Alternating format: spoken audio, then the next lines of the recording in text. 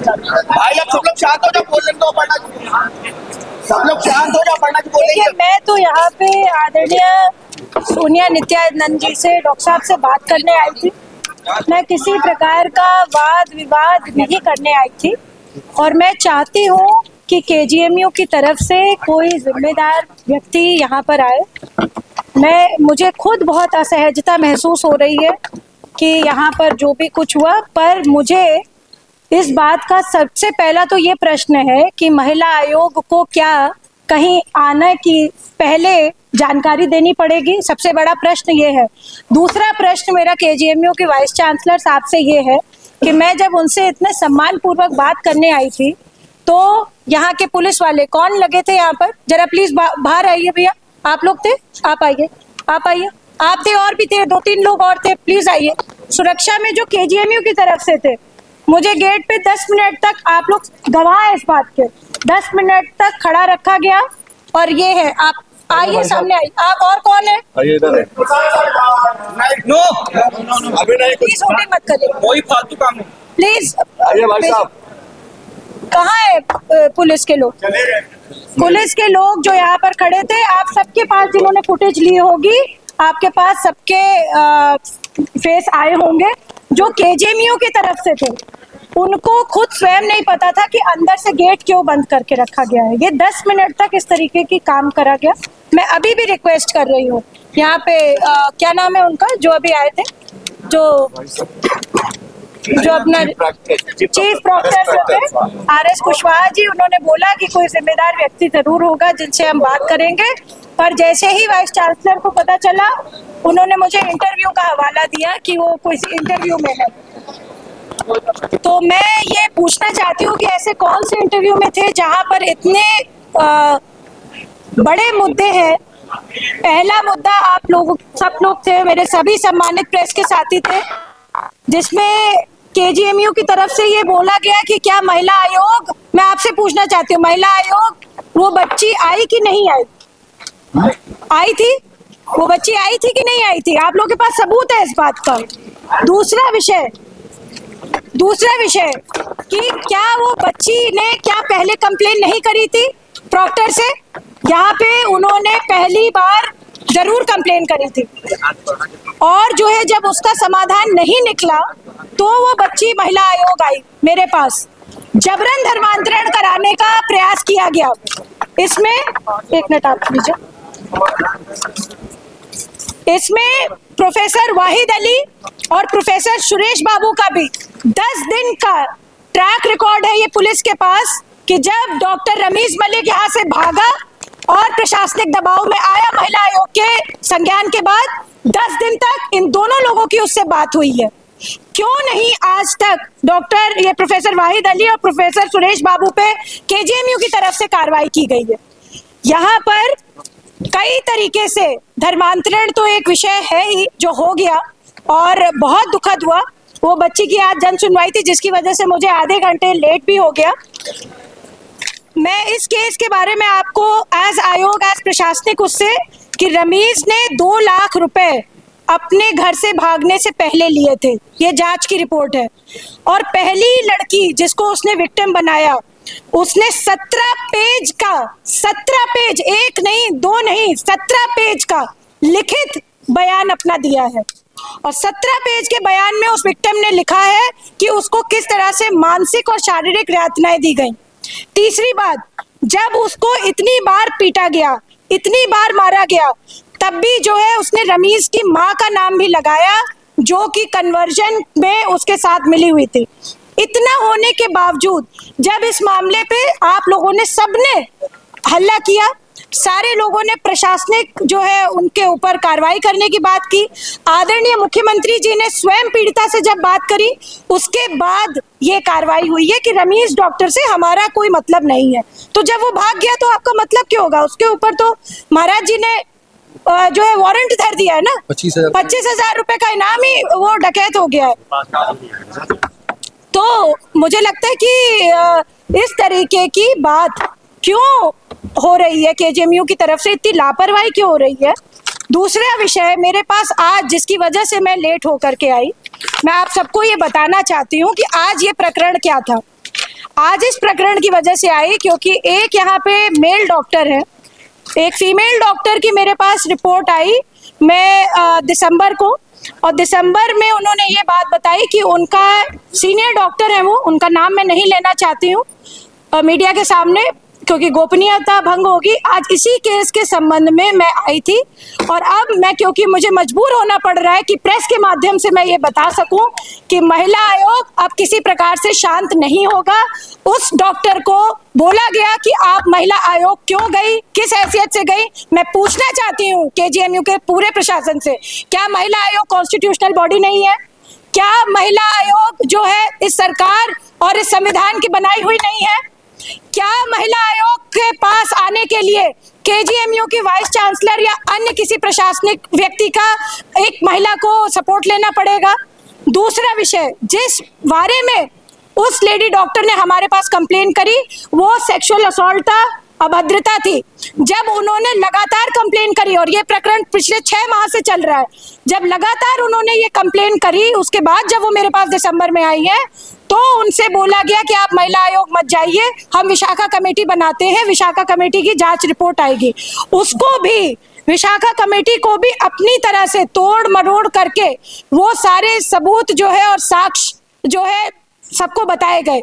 इस पे एनसीडब्ल्यू में हमारे यहाँ आदरणीय विजय राटकर जी चेयरपर्सन है, एनसीडब्ल्यू की तरफ से खुद संदिग्ध रिपोर्ट पाए जाने पर इस पे दोबारा जांच बैठाई गई।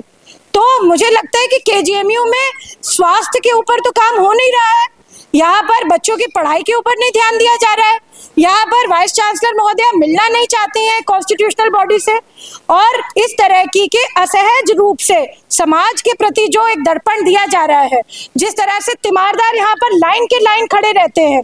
और सबसे बड़ा विषय यहाँ पर यह है, जिस व्यक्ति ने उस महिला डॉक्टर के साथ अभद्रता करी वो व्यक्ति ही ब्लड बैंक का इंचार्ज था। ब्लड स्टोरेज बैंक का ये सर्टिफिकेट अप्रूवल है जिसकी 2 साल तक परमिशन नहीं थी। प्रशासन को और सरकार को, दोनों लोगों को सब तरीके से अंधकार में रखा गया। ये मैं पूछना चाहती हूँ आदरणीय प्रधानमंत्री जी, आदरणीय मुख्यमंत्री जी, जब एक स्वस्थ भारत का, एक फिट भारत का निर्माण करना चाहते हैं तो उनके इस सपने के साथ किसने खिलवाड़ करने का अधिकार दिया है? इस पे मुझे जवाब चाहिए और ये कॉपीज मैं आप सभी को दूंगी क्योंकि ये मास मेरे पास लिखित आई है। साल तक बिना लाइसेंस के किसी को भी अलाउड नहीं है कि आप जो है किसी तरीके से ब्लड बैंक चलाएं। यहाँ 2 साल में गायनेकोलॉजी डिपार्टमेंट में महिलाओं को जब ये ब्लड सप्लाई हुआ कितनी डेथ्स हुई, इस पे जांच होनी चाहिए कि नहीं होनी चाहिए? तो इस पे जांच होगी और हम ये अश्योर करेंगे कि इसमें अगर किसी की मृत्यु हुई है या इस तरीके की लापरवाही हुई है और जो मोदी जी और योगी जी का फिट इंडिया का सपना ध्वस्त करने का काम किया है, इस पे भी संज्ञान लिया जाएगा। मैं समझती हूँ कि ये सारा आपको जो है प्रेस विज्ञप्ति के माध्यम से और एक ये जो certificate of approval to blood storage centre for storage of whole human blood, जो ये पूरी परमिशंस नहीं थी, 2 साल के साक्ष्य थे और उस व्यक्ति विशेष को बचाने का कार्य करा है। ये किसकी शय पे हो रहा है? ये एक बहुत बड़ा प्रश्न है जो मुझे लगता है कि हम सबको जानना अति आवश्यक है। विशाखा कमेटी में पीड़िताओं के मामले में निष्पक्ष जांच क्यों नहीं होती है? क्यों लगातार विशाखा कमेटी की रिपोर्ट हमारी संदिग्ध पाई जाती है? क्यों ब्लड स्टोरेज हमारा बंद हो गया था? क्यों केजीएमयू की महिला पीड़िताओं का महिला आयोग में आने से क्यों रोका जाता है? इस तरीके की बात और प्रेशर करके जो 8 लोगों ने गवाही दी गई, जिन 8 से 9 लोगों ने जिन्होंने गवाही दी वो कॉन्ट्रैक्ट बेसिस पर यहाँ पर काम कर रहे थे, उनको गवाही देने के बाद डराया जाता है कि आप अपना बयान चेंज करिए, आप अपना केजीएमयू के लिए बयान दीजिए वरना आपको हम नौकरी से निकाल देंगे। बिल्कुल, आदरणीय राज्यपाल महोदय को मैं ऑलरेडी पत्र लिख चुकी हूँ और महामहिम को भी मैं ये बात खुद स्वयं जाकर के भी बताऊंगी। आज क्योंकि मेरे को यहाँ आना था, मेरे साथ इस तरीके का खुद ही घटनाक्रम हुआ जहाँ 10-15 मिनट तक मुझे बाहर खड़ा किया गया। यहाँ के जो पुलिस कर्मचारी हैं, यहाँ पे जो प्रशासन ने केजीएमयू को प्रशासनिक सुविधाएं दे रखी हैं, वो लोग खुद कह रहे थे कि इनको खोल देना चाहिए था दरवाजा, वरना इतना जो हाय हल्ला हुआ है वो नहीं हुआ होता। और अभी भी बहुत अच्छे से बात करने के लिए आई थी। ये काम बहुत गलत किया है कि यहाँ पर एक कॉन्स्टिट्यूशनल बॉडी को, एक वाइस चेयरपर्सन को इस तरीके से काम कर रहा है। तो मुझे लगता है कि महिलाओं की क्या रिस्पेक्ट होती होगी यहाँ पर, बीइंग अ महिला, महिलाओं के प्रति क्या उनका रुख है, ये समझ में आ रहा है। ना ही हमें लिखित शिकायत में धर्मांतरण की कोई बात कही है और ना ही हमने जो पूरी फाइंडिंग करी है उसमें किसी प्रकार से धर्मांतरण की कोई बात आई है। महिला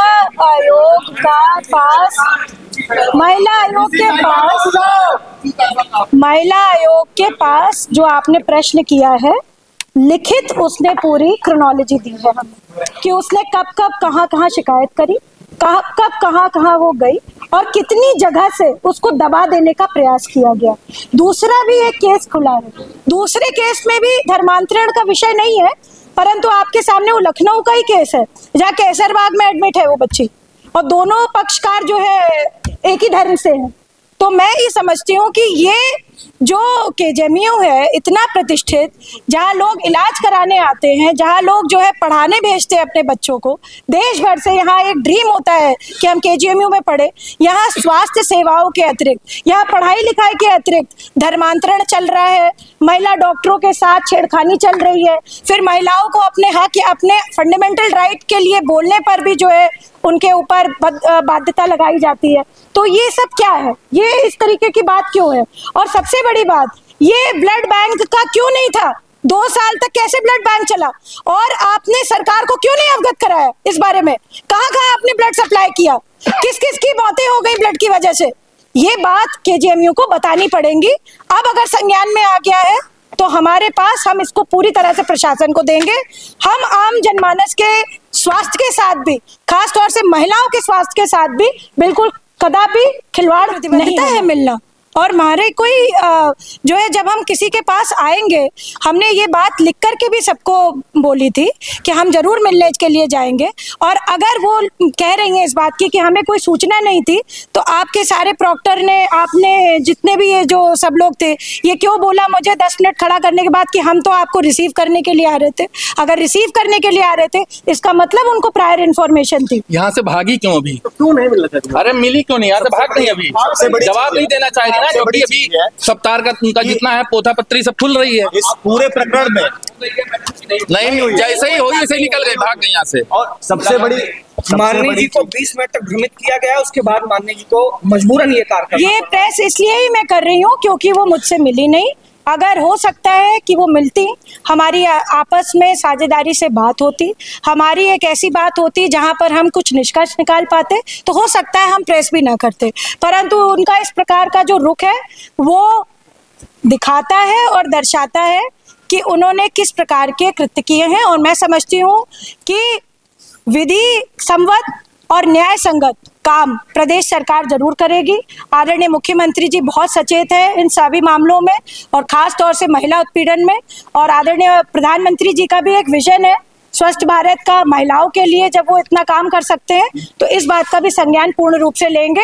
और महामहिम राज्यपाल जी के बारे में आप सब लोगों को पता है कि वो कितनी दूरगामी दृष्टि की महिला है, कितनी जुझारू रूप से वो राजनीति में आई है, कितना उन्होंने संघर्ष किया है।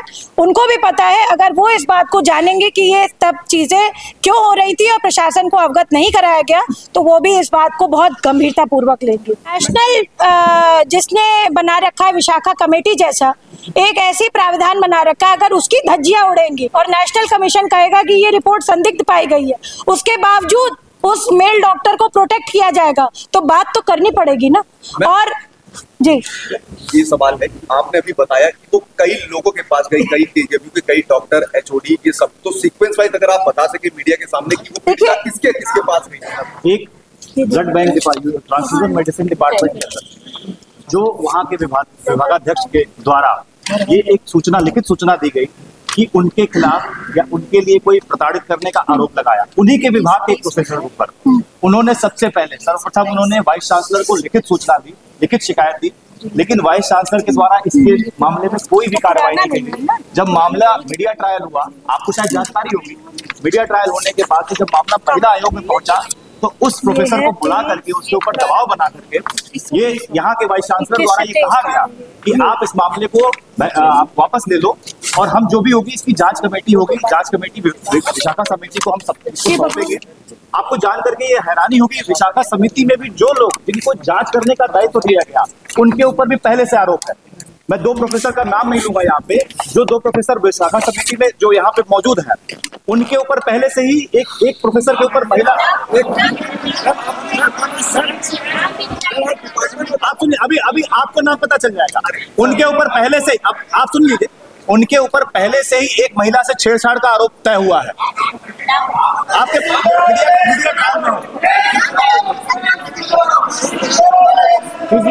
आप सुनिए, फिजियोलॉजी डिपार्टमेंट के प्रोफेसर है, फिजियोलॉजी डिपार्टमेंट के प्रोफेसर है, ठीक है। दूसरे आपके यहाँ के प्रॉक्टर है, उनके खिलाफ पहले से ही ये आरोप सिद्ध है।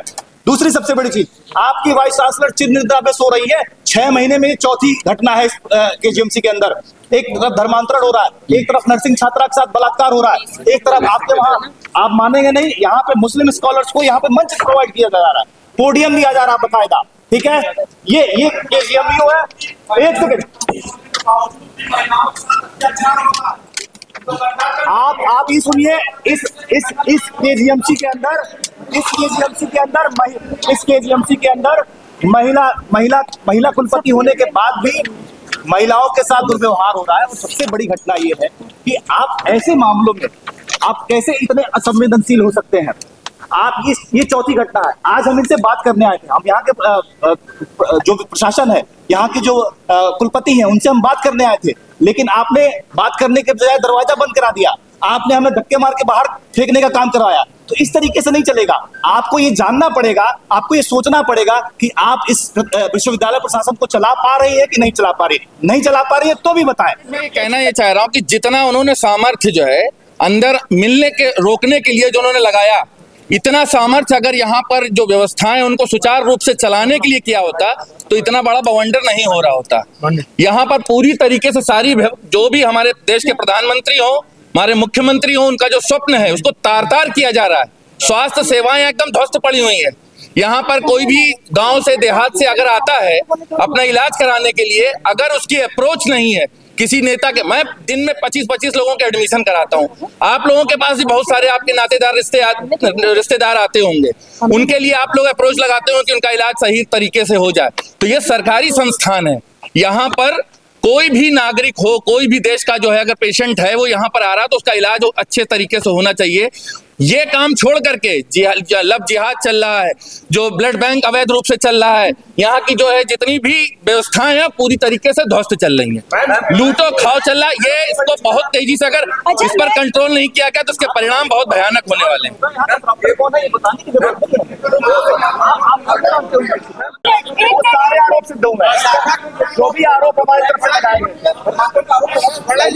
विशाखा कमेटी में जो मेंबर है उन पर आरोप सिद्ध नहीं हुआ, महिला आयोग में भी उनकी बात चल रही है। बिल्कुल, अभी तक उनको हटाए नहीं कि आखिर क्या ये बहुत, यही तो प्रेशर की बात हो रही है कि क्यों प्रेशर दिया जा रहा है, किस प्रकार का शय है। दूसरा विषय 2023 वो बंदी है, देखिए बंदी करा दिया, पर जो है आप लोग को मेरी आवाज सुने, 23/7/2021 से 22/7/2023 तक परमिशन थी।